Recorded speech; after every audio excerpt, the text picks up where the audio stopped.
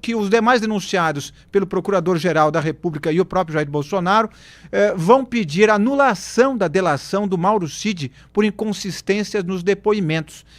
Wilson, você que está em Brasília...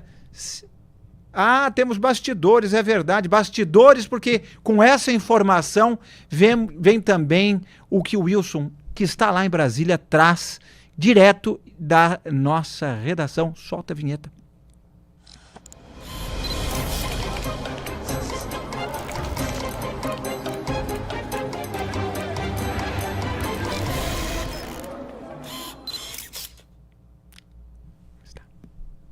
Meu caro Inácio, boa tarde para você, Inácio, boa tarde para você que nos acompanha aqui no canal BMC News e também é o Antagonista. É isso mesmo, os advogados que, enfim, das pessoas que foram denunciadas ali por Paulo Gonet, argumentam que o Mauro Cid, ele prestou uma delação premiada sob coação, e isso infringe o direito penal, isso infringe as regras básicas da lei de delação premiada. A pessoa que tem que fazer uma delação, ela tem que ir por livre e espontânea vontade. O curioso, Inácio, é que esse entendimento do próprio Supremo foi firmado quando houve a anulação de trechos do Alberto Youssef, aquele mesmo da Lava Jato, em uma ação que teve como advogado o Juca, né? O Dr. Lima, que hoje é advogado do Walter Braga Neto. Ou seja, está tudo interligado, a chance disso prosperar no Supremo é mínima, mas os vídeos que nós temos acompanhado, de fato, mostram que o Mauro Cid, de fato, não estava tão à vontade quanto se imaginava para prestar essas delações contra o grupo ali do ex-presidente Jair Bolsonaro. Rodolfo Borges, pensando sobre justamente esses vídeos, não se espera que esse tipo de depoimento, esse tipo de delação... Ô Inácio, deixa eu só corrigir uma informação rápida. É o advogado José Luiz Oliveira Lima, tá? Me deu um branco aqui só para dar a informação completa, por favor. Sem problemas. Rodolfo, a gente sabe que durante esse tipo de depoimento, de delação premiada, não é esperado um clima de Natal, todo mundo alegre, feliz. Alguma pressão é necessária, algum tipo de, olha, você tem que falar o que você realmente sabe, mas pelo que você já analisou dos vídeos, passou do ponto? Deixou de ser pressão para ser de fato coação? Boa tarde a todos. Olha, não, mas o que eu acho, tanto faz, né? A diferença é a opinião, vamos botar lá em cima, dos ministros do STF.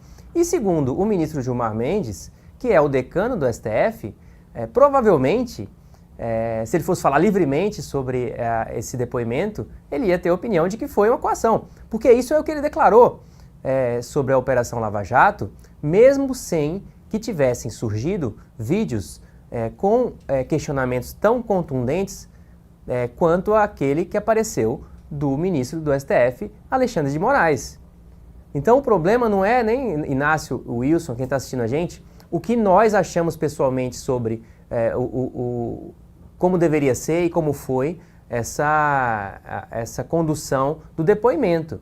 É o que um ministro do STF, e é relevante isso que a gente está falando, não só porque o Gilmar Mendes manifestou isso claramente, como esse incômodo dele manifestado em relação ao que seria coação, levou à anulação de vários processos. Então, se fosse só a opinião do ministro Gilmar Mendes, era uma coisa, e já seria muito relevante. Mas a questão é que tem um contraste entre aquilo que levou à anulação, aqueles argumentos que levaram à anulação de processo da Lava Jato, e que estão sendo anulados até hoje. Essa semana foram anulados processos do ex-ministro Antônio Palocci, por conta do alegado interesse do Sérgio Moro, do Deltan Dallagnol e de quem tocava a Operação Lava Jato de prejudicar os réus, os condenados. Então tem um contraste entre aquilo que ocorreu e o comportamento dos ministros do STF e a interpretação deles em relação à Lava Jato e o que está agora em relação ao depoimento e à delação do Mauro Cid. O Wilson já falou bem que a perspectiva de anulação é mínima dessa delação. Por quê? Porque só tem uma instância aí.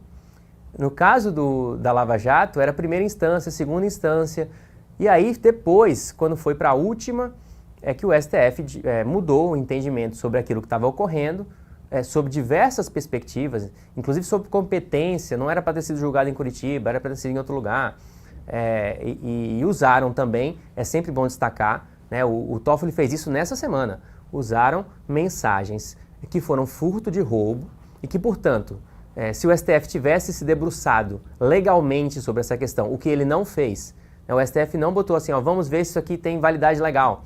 Provavelmente, pela jurisprudência do próprio STF, eles teriam que descartar totalmente a utilização desse tipo de mensagem. Não fizeram isso. O Toffoli colocou essas mensagens que, sob uma interpretação bem maliciosa, levam, no entendimento dos ministros do STF e dos defensores do pessoal que foi condenado na Lava Jato, a indicação de que houve um conluio ali para prejudicar os réus. É uma interpretação bem maliciosa, a gente já falou sobre isso várias vezes aqui no Antagonista. Agora, o problema dessa questão que está posto e que dá argumento para a defesa dos denunciados por conta, originalmente, da delação do Mauro Cid, é de que existe, sim, uma contradição e um contraste entre a forma como os ministros do STF lidaram com a Lava Jato e como estão lidando agora com a delação do Mauro Cid.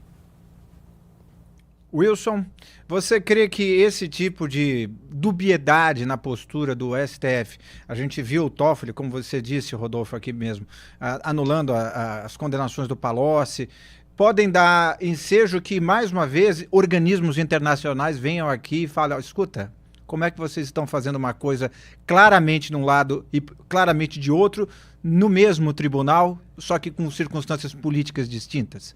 Existe essa possibilidade de uma grita internacional? Eu não estou falando de extremistas, estou falando de organismos, digamos assim, isentos.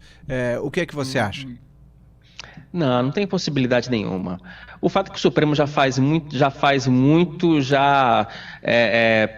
basicamente utiliza a jurisprudência às suas próprias necessidades há muito tempo. Não é o primeiro caso, não vai ser o segundo caso, infelizmente não vai ser o último. O próprio Duda Teixeira, na primeira parte do nosso programa, já mostrava isso com a questão do Rumble. Agora, essa questão específica do caso do ex-presidente Jair Bolsonaro, tem ministro que defende que o caso vá para o plenário do Supremo Tribunal Federal. O caso deve ser julgado pela primeira turma.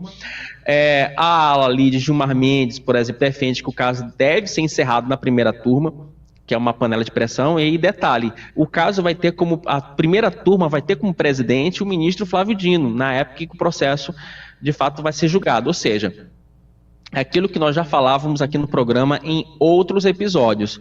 A questão aqui no Supremo que se fala não é se o Jair Bolsonaro será condenado, mas a quanto tempo de prisão.